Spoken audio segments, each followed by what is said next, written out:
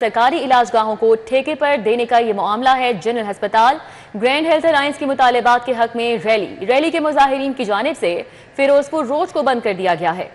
Doctors, nurses, paramedics समेत दीगर की रैली में शिरकत है। गाड़ियों, मोटरसाइकिलों की लंबी कतारें लगी और आवाम शदीद परेशान हो रही है। इसकी वजह से सरकारी इलाजगाहों को ठेके पर देने का मामला है। जनरल अस्पताल ग्रैंड हेल्थ अलायंस की मुतालबात के हक में रैली निकाली जा रही है और रैली के मुजाहिरीन की जानिब से फिरोजपुर रोड को बंद कर दिया गया है, जिससे मुश्किल का सामना करना पड़ रहा है आवाम को। डॉक्टर्स, नर्सिस, पैरामेडिक्स समेत दीगर की रैली में शिरकत है। गाड़ियों और मोटरसाइकिलों की लंबी कतारें लग गई हैं। सरकारी इलाजगाहों को ठेके पर देने का मामला। जनरल अस्पताल ग्रैंड हेल्थ अलायंस की मुतालबा के हक में रैली जारी है। मजीद इसी पर डिटेल्स हासिल कर लेंगे मायदा से। मायदा, बताइएगा। जनरल हॉस्पिटल के सामने इस वक्त मैं मौजूद हूँ, जहाँ पर सुबह जो है वो एहतजाजी रैली का इनेकाद किया गया था। ग्रैंड हेल्थ अलायंस की जानिब से मुलाजिमीन ने जो है वो एहतजाजी रैली निकाली और फिर बाकायदा तौर पर फिरोजपुर रोड को मुकम्मल तौर पर बंद कर दिया गया। अभी आप देख सकते हैं कि फिरोजपुर रोड मुकम्मल तौर पर बंद किया हुआ है। एहतजाजी रैली जो है, इनका कहना है कि हमने निकाली, जब तक हमारे मुतालबात पूरे नहीं होंगे हम ये रैली जो है इसी तरह से निकालते रहेंगे। सदर GH के हमारे डॉक्टर शुएब नियाजी हमारे साथ मौजूद हैं, उनसे जानेंगे। सर, मुझे बताइएगा क्या कहना चाहेंगे? आज भी बड़ी तादाद मुलाजिमीन की यहाँ पर मौजूद है, एहतजाजी रैली निकाली गई है, क्या मुतालबात हैं और क्या कहेंगे मज़ीद? बिस्मिल्लाहिर्रहमानिर्रहीम। आज यहाँ पे जनरल हॉस्पिटल के सदर डॉक्टर हसीब थिन साहब की सरबराही में रैली निकाली गई है।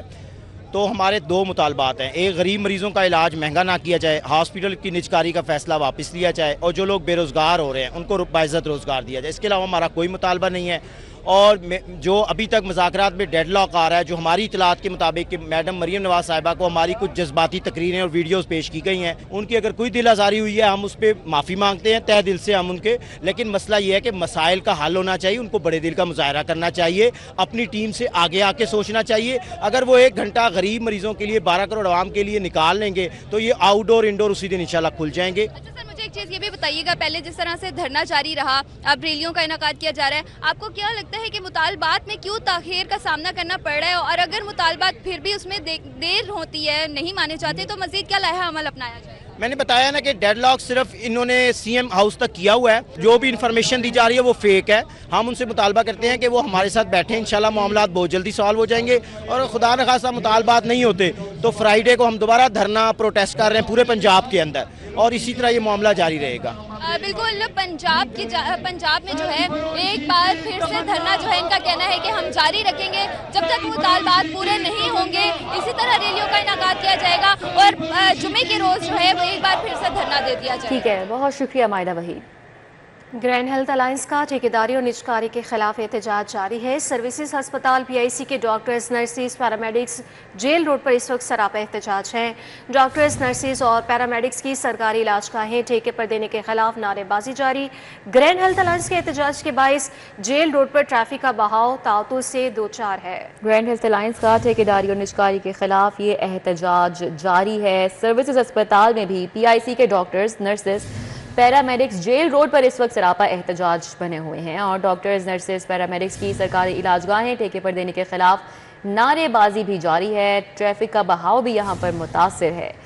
मजीद अपडेट्स लेंगे, हमारे साथ senior health reporter Zahid Chaudhary हैं। जी जाहिद चौधरी, क्या सूरत हाल है यहाँ पर?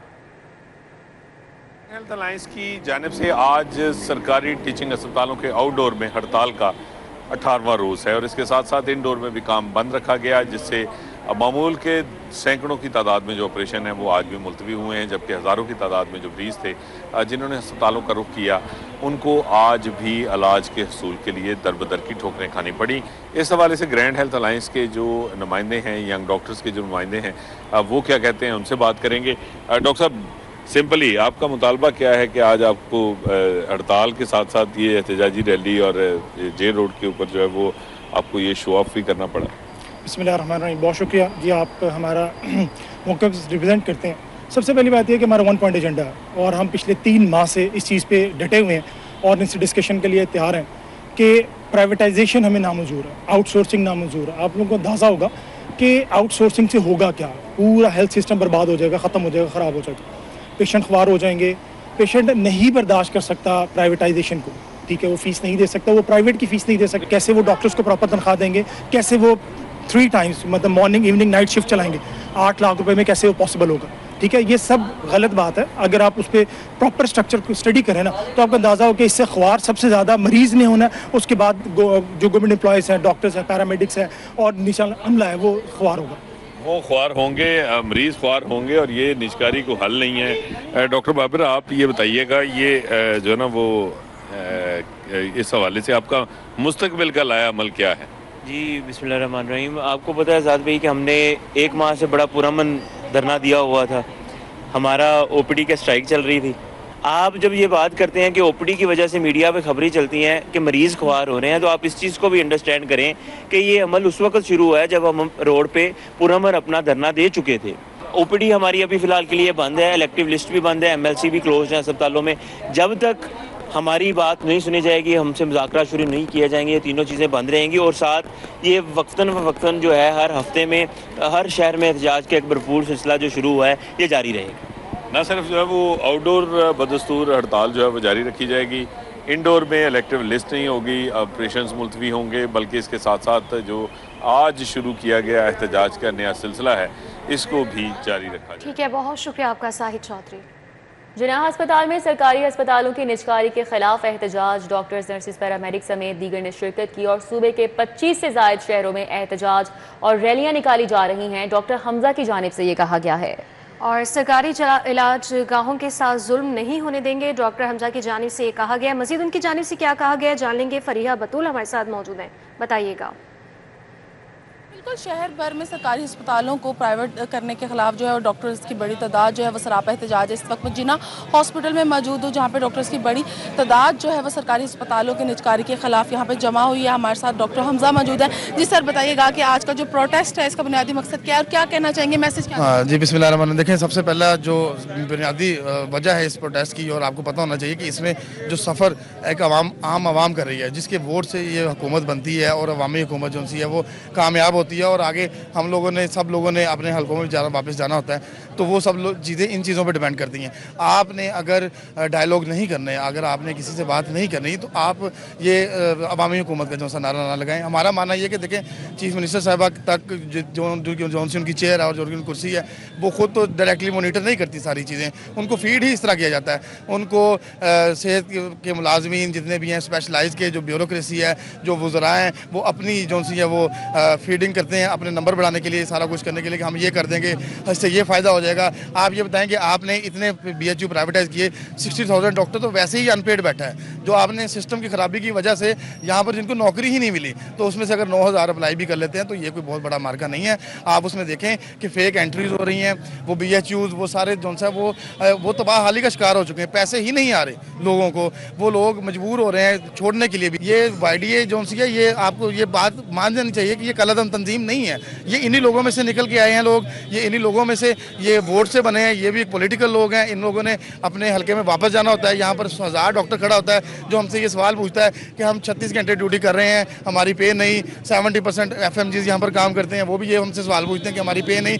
तो हमें तो ना सिक्योरिटी है। आज भी हम हॉस्पिटल में आ रहे थे कि नेफ्रोलॉजी के सामने एक वाक़या हुआ, तो उसमें जो उसके अटेंडेंट्स हैं उन्होंने डॉक्टर को गिरबान पकड़ लिया। तो अगर आप सिक्योरिटी नहीं दे सकते, आप जॉब सिक्योरिटी नहीं दे सकते, आप जो यहाँ पर काम करने वाले लोग हैं उनको आप फ़ायदा ही नहीं पहुँचा सकते, तो अवामी हुकूमत का नारा बुलंद कर दें। जी बिल्कुल, इनसे हमने बात की। इनका कहना है कि आज का जो प्रोटेस्ट है उसका बुनियादी मकसद यही है कि इदारों को प्राइवेट करने के खिलाफ जो है इस एहतजाज को किया जाए। बहुत शुक्रिया, हमारे साथ फरीहा थी, अपडेट कर रही थी। ख़ैबान फिरदौसी का सीवरेज तब्दीली मंसूबा वासा के लिए इम्तिहान बन गया। वज़ीर आला का 10 माह के मंसूबे को 6 माह से कम वक्त में मुकम्मल करने का हुक्म सामने आया है।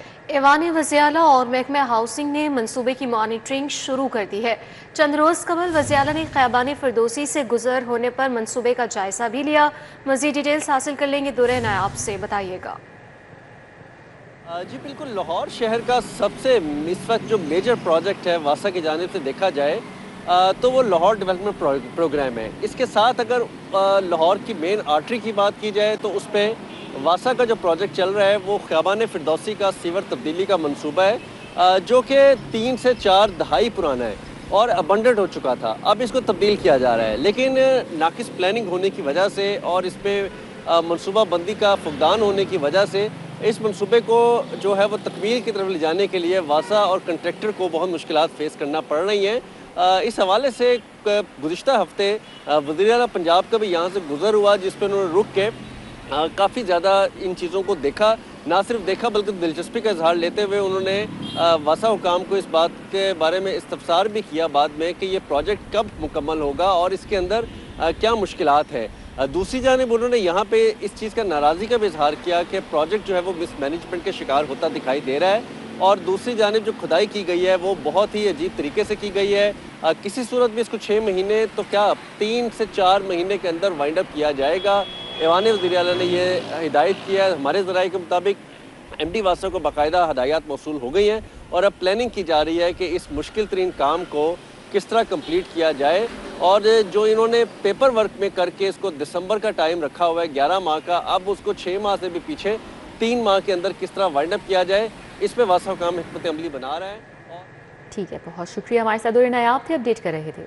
शहर की यूटिलिटी स्टोरों पर सस्ते आटे का बहरान जारी है। छोटे बड़े किसी यूटिलिटी स्टोर पर सब्सिडाइज आटा दस्तयाब नहीं। गरीब आवाम ओपन मार्केट से महंगे दामों आटा खरीदने पर मजबूर है। शहजाद खान अब्दाली हमारे साथ है, मजीद इस हवाले से बता रहे हैं। जी शहजाद। बिल्कुल, शहर के यूटिलिटी स्टोरों पर आटे की किल्लत का जो बहरान है वो संगीन सूरत हाल इख्तियार कर चुका है। इस वक्त शहर के तमाम जितने भी छोटे बड़े यूटिलिटी स्टोर हैं उन पर जो सब्सिडाइज आटा है वो दस्तयाब नहीं है और जो सार्फिन है यानी कम आमदनी वाला तबका है वो ओपन मार्केट से महंगे दामों आटा खरीदने पर मजबूर हैं। आपको बताते चलें जो इस वक्त ओपन मार्केट में 20 किलोग्राम आटे का थैला है उसकी कीमत 1375 रुपये और बाज़ कंपनियों के आटे की कीमत तकरीबन 1400 रुपये तक भी देखी जा रही है। और इसी वजह से सार्फिन ये कहते हैं, बिलखुसूस जो दिहाड़ीदार तबका है वो ये कहता है कि उनकी इतनी आमदनी नहीं है और रोज़गार की सूरत हाल जो है वो बहुत ख़राब है। कभी दिहाड़ी मिलती है और कभी दिहाड़ी नहीं मिलती, इसलिए हुकूमत इस तबके का माशी कत्ल ना करे। हुकूमत यूटिलिटी स्टोरों पर जो सब्सिडाइज अशिया हैं उनकी दस्तयाबी को यकीनी बनाए। ये तबका इस काबिल नहीं है कि ओपन मार्केट से महंगे दामों आटा, घी, दालें, चावल या चीनी जो है वो खरीद सके। इसी तबके की बका को यकीनी बनाने के लिए और इनको रिलीफ देने के लिए ये यूटिलिटी स्टोर बनाए गए थे और जब तक हुकूमत इन यूटिलिटी स्टोरों पर अशिया ज़रूरिया फराहम कर रही थी मामला खुश असलूबी से चल रहे थे। जब से अशिया खुर्दनोश की जो तरसील है वो यूटिलिटी स्टोरों को रोकी गई है या कम की गई है तब से मामला जो है वो ख़राब हो चुके हैं। इसलिए इस तबके की जी ठीक है, बहुत शुक्रिया शहजाद खान अब्दाली। और अब बात शहर के मौसम की। सूरज की किरणों से गर्मी बढ़ रही है, हवाएं रुक चुकी हैं, शहर में बारिश का कोई इम्कान नहीं है, माहिरीन मौसमियात की जानिब से ये कहा जा रहा है। और आज ज़्यादा से ज़्यादा दर्जे हरारत 33 डिग्री तक जाने का इम्कान बताया जा रहा है। सूरज की किरणों से गर्मी बढ़ने लगी है और हवाएं रुक गई हैं। शहर में बारिश का कोई इम्कान मौजूद नहीं है। मज़ीद डिटेल्स हासिल कर लेंगे मौसम के हवाले से कोमल असलम से, बताइएगा। जी बिल्कुल, लाहौर शहर के मौसम की बात की जाए तो सूरज ने किरणें बिखेरी हैं जिसकी वजह से गर्मी के एहसास में थोड़ा सा इजाफा रिकॉर्ड किया जा रहा है। हवाओं का सिलसिला मुकम्मल तरीके से थम चुका है। महकमा मौसमियात की जानिब से बताया गया है कि लाहौर शहर में आज बारिश नहीं बरसेगी। मौसम जो है वो इसी तरीके से वक्फे से कभी सूरज और कभी बादलों की अटकेलियाँ देखी जाएंगी। टेम्परेचर की बात करें तो मौजूदा दर्जा हरारत 31 डिग्री सेंटीग्रेड रिकॉर्ड किया गया है और आज दिन भर ज़्यादा से ज़्यादा दर्जा हरारत जो है वो 33 डिग्री सेंटीग्रेड तक रिकॉर्ड किया जाएगा। हवा में नमी का तनासब तकरीबन 33% है और हवा जो है वो 2 किलोमीटर फी घंटा के हिसाब से वक्फे से रिकॉर्ड की जाएगी। और बात करते हैं लाहौर शहर में बासियों से के हवाले से, तो बासियों को कहा जा रहा है कि एहतियात करें और हल्के रंग के कपड़े पहनें, ठंडे मशरूबात का इस्तेमाल करें, इर्द गिर्द ग्रीनरी को फ़रोग दें और लाहौर की फ़िज़ा को बेहतर करने में अपना किरदार निभाएं। फ़िज़ाई आलूदगी की मजमू शरह के हवाले से बात करते हैं तो AQI की मजमू शरह में भी खातिर खास इजाफा रिकॉर्ड किया जा रहा है। लिहाजा लाहौरियों को कहा जा रहा है कि दौरान सफ़र बहुत शुक्रिया कोमल। महकमे मौसला की ऑडिट रिपोर्ट पंजाब असम्बली की पब्लिक अकाउंट्स कमेटी में पेश कर दी गई है। ऑडिट रिपोर्ट में प्रोक्योरमेंट की मद में पेपरा रूल्स की खिलाफ वर्जियों का इंकशाफ हुआ। मजीद क्या क्या इंकशाफात हुए हैं इस रिपोर्ट में, राउद इरशाद हुसैन बता रहे हैं। जी राउद इरशाद। बिल्कुल जी, सरकारी महकमों से मुतल्लिक जो ऑडिट रिपोर्ट्स हैं वो पंजाब असम्बली में इन दिनों ज़ेर बहस हैं और पब्लिक अकाउंट्स कमेटीज़ जो कि 3 हैं, तीनों की तीनों कमेटीज़ में ये मुख्तलिफ महकमों की जो कारकर्दगी है उससे मुतल्लिक जायज़ा भी लिया जा रहा है। आपको बताएं कि महकमा CNW की माली साल 2019-20 की जो रिपोर्ट जमा करवाई गई है उसमें पेपरा रूल्स की खिलाफ वर्जी का इंकशाफ किया गया है। आपको ये बताएं कि पंजाब प्रोक्योरमेंट रेगुलेटरी अथॉरिटी के सेक्शन 59C की वायलेशन की गई है, क्योंकि जो 79 करोड़ 78 लाख और 36 हज़ार के काम करवाए गए, इन कामों के हवाले से ना तो कोई टेंडर्स जारी किए गए, जबकि इनमें से कुल ये 11 केसेस रिपोर्ट हुए, जिनमें से 5 केसेस में तो महकमा CNW की जानिब से बाकायदा इजाज़त भी दी गई काम करने की मुख्तलिफ कॉन्ट्रैक्टर्स को, जबकि 5 ऐसे केसेस थे जिनमें 6 ऐसे केसेस थे जिनमें इजाज़त भी नहीं जो है वो ली गई और प्रोक्योरमेंट की गई। प्रोक्योरमेंट की मद में 79 करोड़ 78 लाख और 39 हज़ार की ये जो बेज़ाब्तगियाँ हैं वो सामने आई हैं, जिस पर ऑडिट डिपार्टमेंट ने सिफारिश किया है कि इसकी जो है वो जब तक जो तमाम तर इसकी लीगैलिटी है उसको पूरा नहीं किया जाता, इसके जो फंड्स हैं वो ना सिर्फ रिकवर किए जाएँ बल्कि जिन अफसरान ने दस्तखत किए हैं इन बिल्स के ऊपर। जी ठीक है, बहुत शुक्रिया राउत इरशाद। और अभी आपको आगाह करें कि वफाकी हुकूमत की जानिब से सारिफीन को बिजली के बिलों में मुकम्मल तौर पर रिलीफ नहीं दिया जा सका है। बिजली के बिलों में सारिफीन को 5 रुपये 80 पैसे फी यूनिट के हिसाब से रिलीफ दिया गया। इस पर मज़ीद तफसीलात हासिल कर लेंगे शाहिद नदीम से। प्रास से बताइएगा। जी बिल्कुल, वफाकी हुकूमत की जानिब से बिजली के सार्फिन को मुकम्मल तौर पर रिलीफ नहीं दिया जा सका। ज़राए की जानिब से बताया गया है कि जिस रिलीफ का ऐलान किया गया उसके मुताबिक क्वार्टर टैरिफ एडजस्टमेंट की मद में 1 रुपया 90 पैसे और फ्यूल प्राइस एडजस्टमेंट जो कि माह फरवरी और अप्रैल की बनती है इसके हिसाब से तकरीबन 1 रुपया 40 पैसे, जबकि टैरिफ सब्सिडी की बुनियाद पर 1 रुपया 71 पैसे के हिसाब से रिलीफ बनाया गया। और उसी में क्वार्टर टैरिफ एडजस्टमेंट जो कि अप्रैल में हेयरिंग होनी थी उसको मिलाकर ये मजमूई तौर पर ऐलान किया गया कि 7 रुपये 41 पैसे फी यूनिट के हिसाब से रिलीफ दिया जाएगा।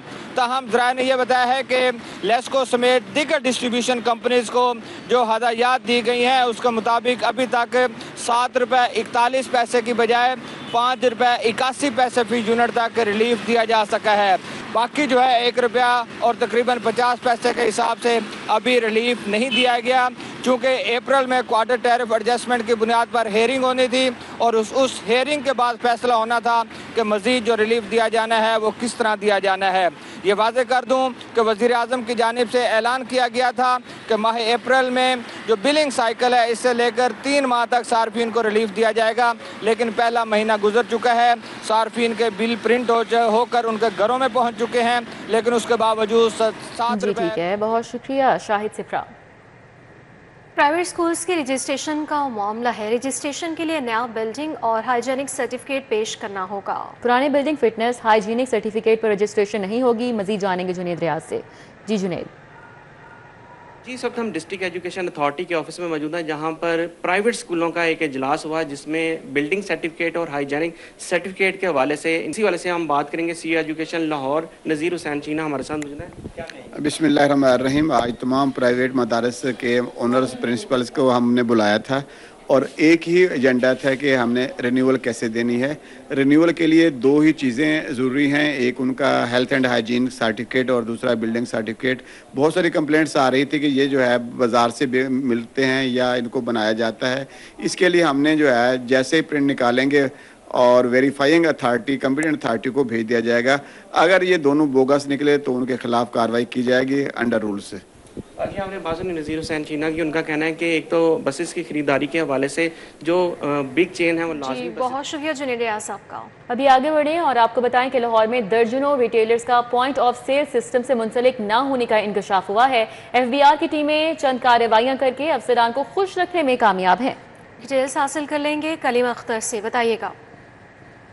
जी बिल्कुल, शहर लाहौर के अंदर जो बड़ी मार्केट्स हैं वहाँ पर मौजूद दर्जनों रिटेलर्स तहाल ऐसे हैं जो कि FBR के पॉइंट ऑफ सेल सिस्टम के साथ मुंसलिक नहीं हो सके हैं और FBR की जानिब से उनके खिलाफ कार्रवाइयाँ अमल में लाने के लिए जो इन्फोर्समेंट टीमें तश्कील दी गई थी वो भी एक कार्रवाइयों के बाद अपने आला अफसरान को खुश रखने में कामयाब होने लगे हैं। जबकि इस हवाले से अगर आपको मज़ीद बताएँ तो जो शहर लाहौर के अंदर मशहूर मार्केट हैं वहाँ पर मखसूस ऐसे रिटेलर्स हैं जो कि तहाल पॉइंट ऑफ सेल सिस्टम के बगैर ही धड़ल्ले के साथ जो कारोबार है वो कर रहे हैं, जबकि दूसरी जानिब FBR की जानिब से तमाम ऐसे रिटेलर्स जो कि SOPs में आते हैं उनको पॉइंट ऑफ सेल सिस्टम मुंसलिक होने के लिए जो है वो लाजमी करार दिया था, लेकिन उसके बावजूद भी ताहाल ऐसे रिटेलर्स मौजूद हैं जो कि पॉइंट ऑफ सेल सिस्टम के साथ मुंसलिक नहीं हो सके हैं। जबकि इस हवाले से ज़राए की जानिब से बताया गया है कि पॉइंट ऑफ सेल सिस्टम के साथ बर वक्त मुंसलिक ना होने के बाइस जो टैक्स में चोरी है वो की जा रही है और उसके ज़रिए से सरकारी ख़जाने को भी भारी नुकसान पहुँचाया जा रहा है।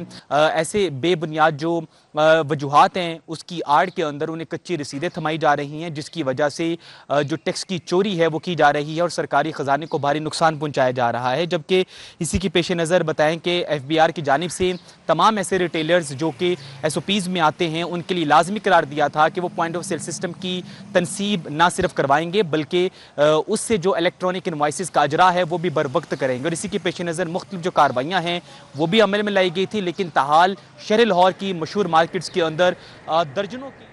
ठीक है, बहुत शुक्रिया कलीम। लाहौर की पार्किंग की जिम्मेदारी कंपनी डंग टपाओ पॉलिसी पर चलाए जाने का इंकशाफ हुआ है। Senior internal auditor, chief financial officer, company secretary के अहम ओहदे इस वक्त खाली हैं। इस हवाले से मजीद बता रहे हैं ताहिर जमील खान हमारे साथ हैं। जी ताहिर।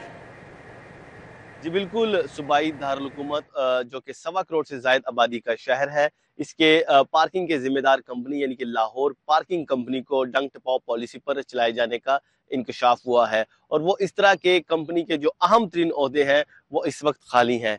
सीनियर इंटरनल ऑडिटर का ओहदा इस वक्त खाली है, इसी तरह कंपनी सेक्रेटरी का अहम तरीन ओहदा भी इस वक्त खाली है। चीफ फाइनेंशियल ऑफिसर यानी कि CFO उसका ओहदा भी खाली है और उसे एडिशनल चार्ज पर चलाया जा रहा है। इसी तरह 2 मैनेजर और 3 असिस्टेंट मैनेजर के ओहदे भी खाली हैं और उन्हें भी एडिशनल चार्ज देकर काम चलाया जा रहा है।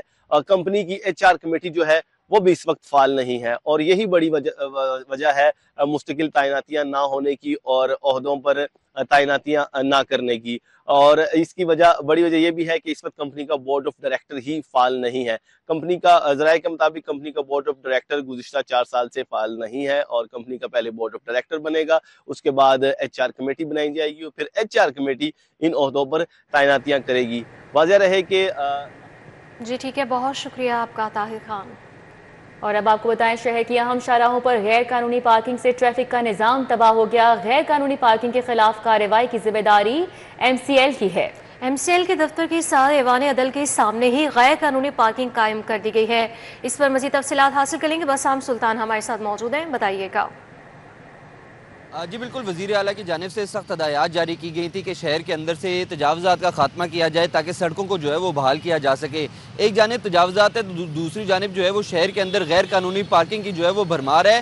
गैर कानूनी पार्किंग के खिलाफ कार्रवाइयों की जिम्मेदार भी जो है वो मेट्रोपॉलिटन कॉरपोरेशन है और मेरे कैमरामैन टीपू दिखा सके तो ये टाउन हॉल की बिल्डिंग है जिसके बिल्कुल सामने जो है वो ऐवान अदल है और इनके दरमियान ये जो शाहराह है इसके ऊपर गैर कानूनी तौर पर जो है वो पार्किंग कायम है, जिसकी वजह से ट्रैफिक का निज़ाम जो है वो बुरे तरीके से मुतासर होता है। मेरे पीछे आप देख सकते हैं कि ट्रैफिक की जो है वो लंबी कतारें इस वक्त भी लगी हुई हैं और ये मामूल के मुताबिक जो है वो लगी रहती हैं।